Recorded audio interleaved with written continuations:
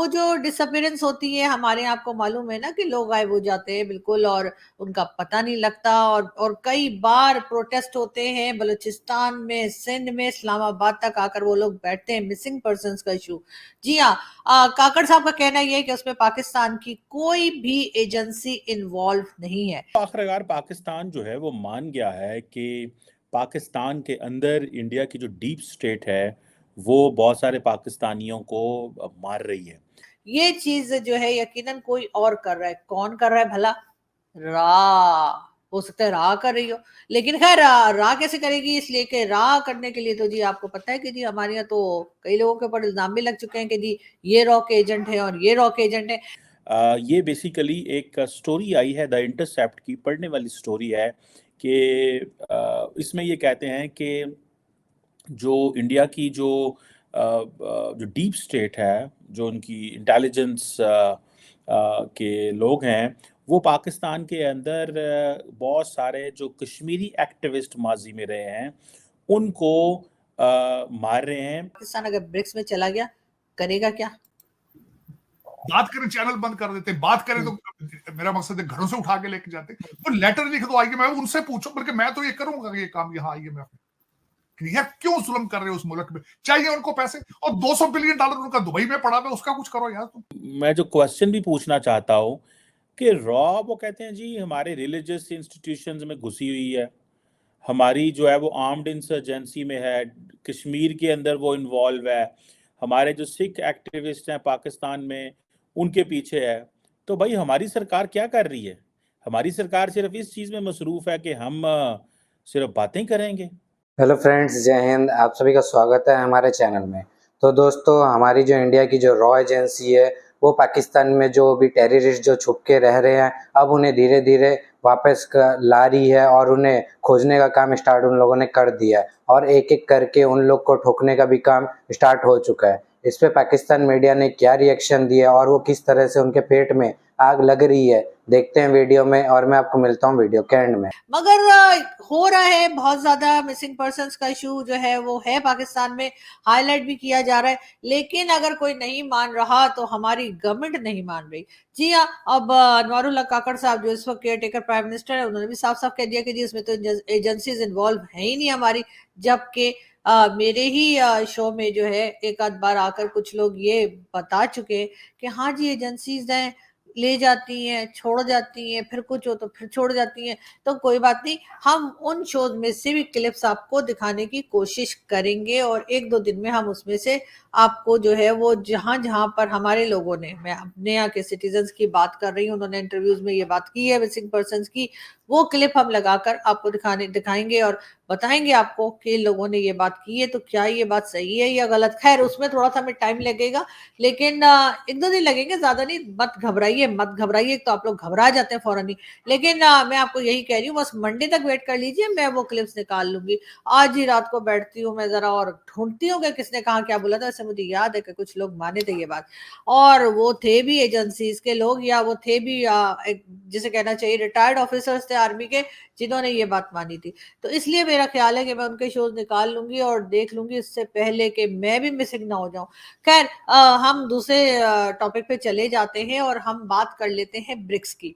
जी हाँ, पाकिस्तान का कहना यह है कि पाकिस्तान ने एप्लीकेशन दे दी है ब्रिक्स में जाने के लिए। इससे पहले आप लोग जानते हैं कि ब्रिक्स में पाकिस्तान नहीं था, लेकिन अब कहा यह जा रहा है कि चाइना और रशिया दोनों मिलकर पाकिस्तान की मदद करेंगे कि वो भी ब्रिक्स का हिस्सा बन जाए। लेकिन पाकिस्तान बन तो जाएगा, लेकिन उसके बाद करेगा क्या? हमने यही सवाल जो है वो साजिद तारड़ साहब से पूछा था और हमारा ख्याल ये था कि तारड़ साहब बताएंगे हमें कुछ ना कुछ तो करना ही होगा ना।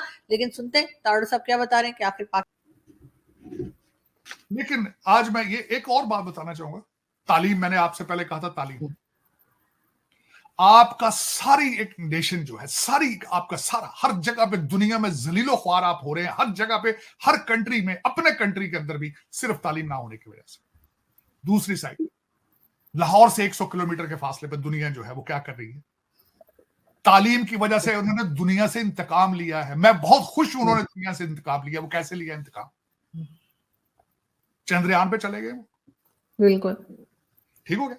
उसके बाद उन्होंने अदितिया 1 सूरज पे भेज दिया, 4 ट्रिलियन बना लिया उन्होंने, ऋषि सोने खड़ा कर दिया उन्होंने, कैमला हैरिस बना दी उन्होंने, निकी हेली बना दी उन्होंने, 5 कांग्रेसमैन अमेरिका में बना दिए उन्होंने। कनाडा वाले पांव चाट तलवे चाट रहे हैं उनके। दुनिया सर सीईओ जो लगाए सर, कितनी मल्टीनेशनल कंपनीज में उनके सीईओ जो काम कर रहे हैं। माइक्रोसॉफ्ट है, गूगल है। या सिर्फ लेटर लिखेंगे, ये लेटरबाजी होगी, ये क्या, ये काम है हमारी सरकार का? क्वेश्चन ये आता है कि जो पाकिस्तान कहता है और जो पाकिस्तान जिसे वो कहते हैं ना कि इस हवाले से एक मौक़िफ़ रखता है, ठीक है जी, वो मौक़िफ़ ये है जनाब कि पाकिस्तान के अंदर बहुत सारे ऐसी जगहों के अंदर ऐसे नेटवर्क मौजूद हैं और वो करते क्या है, पाकिस्तान की जो एक इंटेलिजेंस ब्यूरो एक अदारा, बेसिकली ये एक ऐसा अदारा है जो एक अमेरिकी अदारे FBI की तरह का है।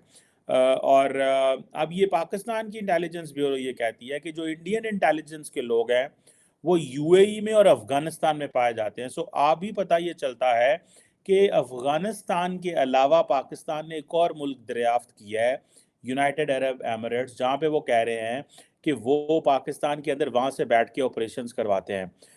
और इनके जो फुटप्रिंट्स हैं इंडियन इंटेलिजेंस के, जो डीप स्टेट के, पूरी दुनिया की डीप स्टेट होती है, पाकिस्तान की भी है, बाकी मुल्कों की है, हमारी ज़रा डीप स्टेट थोड़ी पोलिटिसाइज है।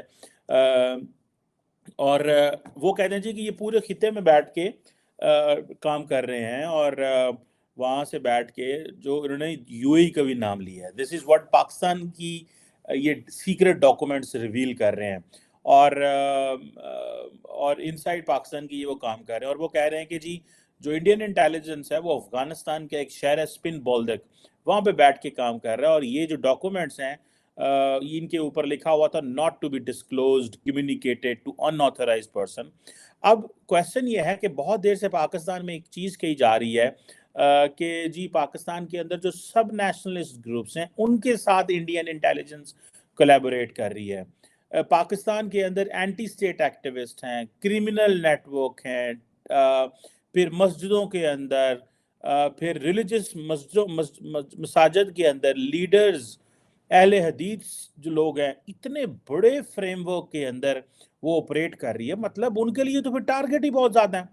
इट मीन्स कि पाकिस्तान के अंदर अगर आप सब नेशनलिस्ट को बलोच सिंध पंजाब में कहीं पे और खैबर पख्तूनख्वा में आप सब नेशनलिस्ट को मारेंगे तो जैसे फॉर एग्जाम्पल बलूचिस्तान में एक इंसर्जेंसी कैंपेन चल रही है, जैसे खैबर पख्तूनख्वा में कुछ चल रहा है, जैसे सिंध के अंदर सिंधु देश है, बहुत सारे हम सुनते हैं इस तरह के जो ग्रुप्स हैं वो इन्वॉल्व हैं। तो इसके बाद मसाजिद के अंदर, इसके बाद जी मदरसों के अंदर जी लीडर्स पे हमला हो सकता है, जी अहले दीन के सेक्ट पे हो सकता है, जी शिया पे हो सकता है, तो मतलब सारा मुल्क ही फिर गया। तो उनके लिए तो टारगेट करना बड़ा आसान।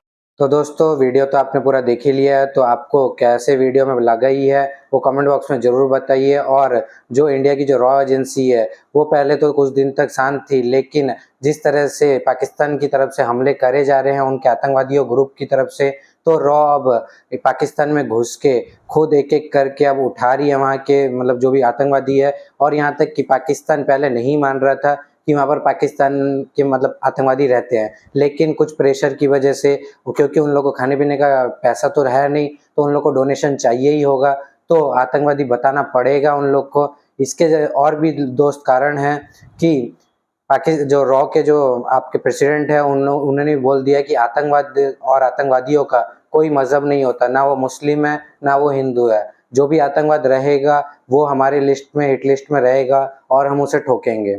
तो इसकी राय पे आपका क्या कहना है वो कमेंट बॉक्स में ज़रूर बताइएगा। और तब तक नेक्स्ट वीडियो तक हमारे साथ बने रहिए, वीडियो को लाइक करिए, ज़्यादा शेयर करिए, चैनल को सब्सक्राइब करना बिल्कुल ना भूलें। जय हिंद।